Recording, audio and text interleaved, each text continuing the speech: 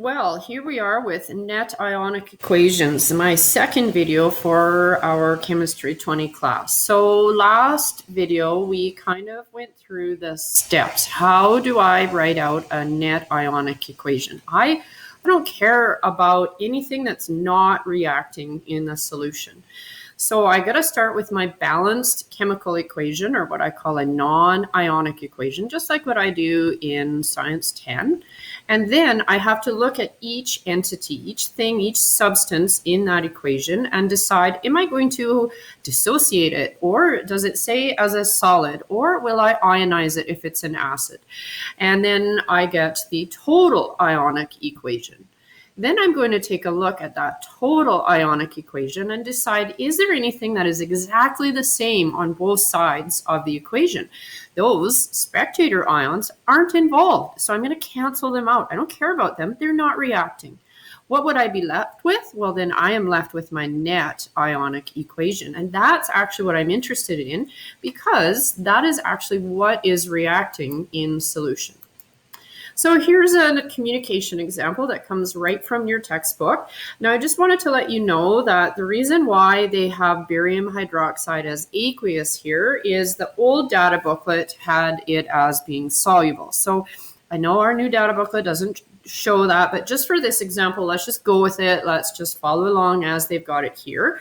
And so because they have it as soluble, they are going to dissociate it, right? It is a high solubility aqueous ionic compound. Remember, we're looking on our data booklet, our solubility table, page 6. And so the old version of the data booklet would tell us break this apart into its ions. Likewise, they have broken apart HCl. So why did they do that? Why did they break apart HCl? Isn't it a molecular compound? Oh, it's an acid, and it is a strong acid. So it is above the hydronium. So anytime you get an acid, you got to ask yourself, is that acid a strong acid? Is it one of those ones above the hydronium ion? Or is it a weak acid, one of the ones below the hydronium ion on our data booklet? If it's a strong acid, then you break it up into its ions. It ionizes. If it's a weak acid, you don't. You leave it as aqueous, you leave it as a molecule, but you do not ionize it. So that's what they've done in the total ionic step. They've kept the coefficients. Remember, this 2 here has to be in front of the hydrogen and the chloride because it's a multiplier. There's just one barium, but this number 2 here becomes a multiplier for the hydroxide. So that's the coefficient out front. Here, again, there's one barium, but there's 2 Cl's, and so that becomes the multiplier. Now, water is a liquid. Water cannot dissolve itself. We do not write water aqueous. Water can't dissolve in water. Water is a liquid. So we leave it as is, stays as is. Then we go through and we look at, what can I get rid of? What is not changing? What is the same on either side of the equation? And again, the entire entity must be the same. The coefficient out front must be the same. The charge must be the same. The state must be the same. Coefficient, charge, state. Yep, get rid of them. Bye-bye, chloride. What about barium? Ba2 plus. Ba2 plus. He's aqueous. There's one on each side. Get rid of them. So what am I left with? Hydrogen ions plus hydroxide makes water. Guys, this is a neutralization equation.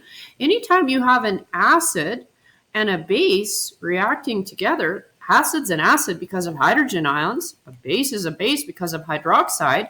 And when you put an acid and a base together, you get a neutral compound. And guess what? You get water. Okay, and so that's all we're showing here. This net ionic equation will be true for any strong acid, strong base combination. Okay, so here now is an example of what we have for some practice questions. So the first step is we've got some lead metal. Now that is a solid, a metal atom. We're putting it into aqueous. So we know the state here is aqueous, silver nitrate. Then we make our products PbNO3 2, because remember, lead, the most common ion charge is 2 positive, and nitrate is 1 negative, and so we have to multiply them by 2 to make a balanced chemical compound. And then we have silver solid. So this is just Science 10. This is a single replacement equation, and there you go. That's it. That's your non-ionic equation.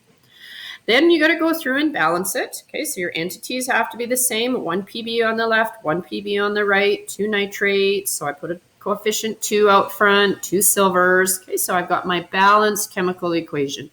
Now what? Now I have to do my total ionic equation. So I've got to decide what happens to each entity. Well, here's lead. Lead, and here is silver. These are both elements. Elements are not going to dissolve in water. You leave them as is. You keep their coefficients. Don't touch them. What about these guys? Oh, well, this is an ionic compound, and so is this. So what do? Well, I look them up on the solubility table.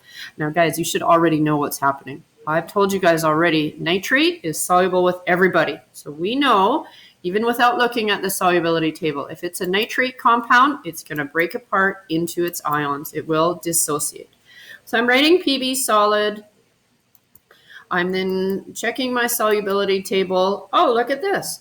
The silver nitrate is going to dissociate, making silver ions and nitrate ions. I've got to keep this coefficient up front. I've got 2 of those, 2 of those. I only have 1 Pb.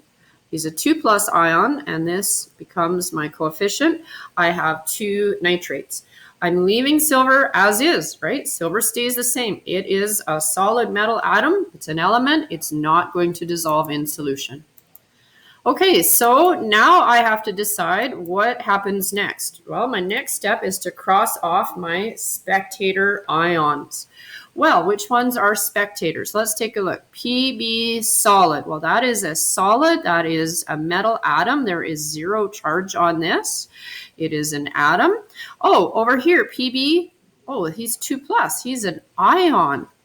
And he's aqueous. These two things are not the same. I cannot cancel them.